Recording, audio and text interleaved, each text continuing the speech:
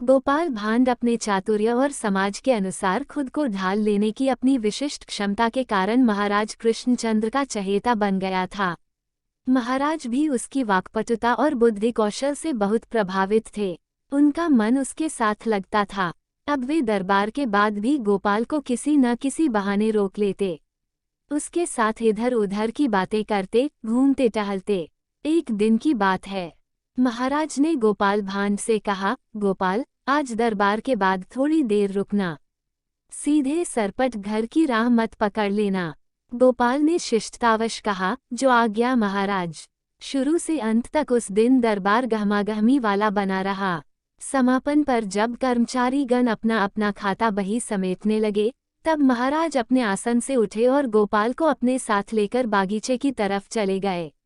देर तक महाराज बागीचे में टहलते रहे और गोपाल से बातें करते रहे। बागीचे में टहलते टहलते वे दोनों उस भाग में आ गए जहां फलदार वृक्ष लगे थे। गोपाल को पके कटहल की सुगंध मिलने लगी।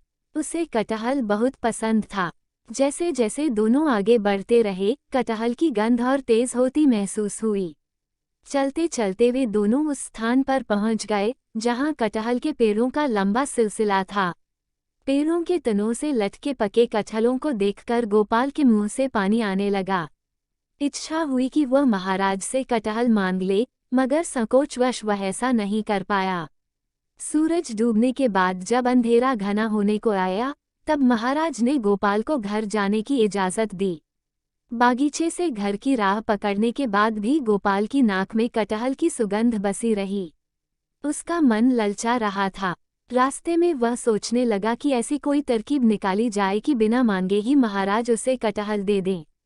इसी उधेड़ बुन में राह कैसे कट गई, उसे इसका भान नहीं रहा। घर पहुंचकर गोपाल ने हाथ पैर धोए और भोजन करके बिस्तर पर लेट गया। कटहल की सुवास उसे याद आती रही। अंततः कुछ निश्चय कर वह सो गया। दूसरे दिन जब वह दरबार जाने के लिए तैयार हुआ, तब आईने के सामने खड़ा होकर देर तक अपनी मूंछों पर तेल मलता रहा। उसने खूब सारा तेल अपनी मूंछों और होंठों पर लगा लिया। जब गोपाल दरबार में उपस्थित हुआ, तब उसकी मूंछों से टपकते तेल को देखकर दरबारी हंसने लगे। दरबारियों के हंसने का कारण जानने के लिए महाराज ने जब गोपाल की ओर देखा तब उन्हें भी हंसी आ गई। उन्होंने गोपाल को छेड़ते हुए पूछा, क्यों गोपाल, अभी तुम क्या किसी तेली के पास से आ रहे हो? महाराज के इस सवाल पर सभी दरबारी हंस पड़े। हंसी का ये सिलसिला देर तक दरबार में चलता रहा।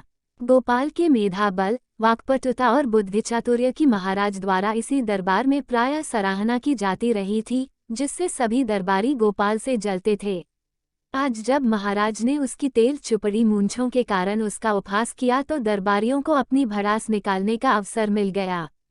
हंसी के बहाने वे दरबार में गोपाल का उपहास ही तो कर रहे थे। गोपाल इस स्थिति की कल्पना करके ही आया था, इसलिए दरबारियों की हंसी से उद्वेलित नहीं हुआ और न महाराज के सवाल से ही उसे कोई परेशानी हुई।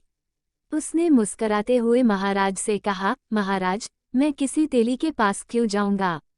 तो फिर तुम्हारी मूंछों से तेल क्यों टपक रहा है? महाराज ने पूछा। महाराज, ये तो सतर्कता के लिए लगा लिया है, गोपाल ने उत्तर दिया। कैसी सतर्कता? महाराज ने पूछा। महाराज, गोपाल ने मुस्कराते हुए कहा, कटहल का लासा बहुत गाढ़ा होता है। चमड़ी पर लग जाएगा तो छूटना मुश्किल। मूंछों में लग जाए तो मूंछ मुड़ाए बिना कोई उपाय नहीं है उस लासा से छुटकारा पाने का। और महाराज, मैं अपनी मूंछों से बहुत प्यार करता हूँ, इसलिए उसकी सुरक्षा के लिए मैं मूंछों में पर्याप्त मात्रा में तेल लगाकर आया हूँ। महाराज उसके उत्तर से चकरा गए। अरे, ये राजदरबार है, यहाँ तुम्हें कटहल के लासे से बचाव की जरूरत क्या है? महाराज ने पूछा। गोपाल थोड़ी देर तक महाराज को देखता हुआ मुस्कराता रहा, फिर बोला, महाराज, कल बागीचे में मैंने कटहल के पेड़ों पर पककर तैयार हुए सैकड़ों कटहल लटके देखे।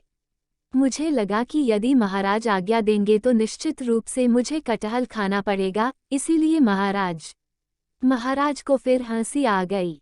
लेकिन इस बार कोई दरबारी हंस नहीं पाया।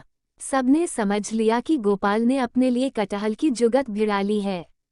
महाराज ने हंसते हुए माली को बुलवाया तथा आज्ञा दी कि अभी 5 साग तैयार कटहल तोड़कर गोपाल के घर भिजवा दिए जाएं। गोपाल मन ही मन मुस्कराता हुआ अपनी मूंछों के तेल को पोंछने में लग गया।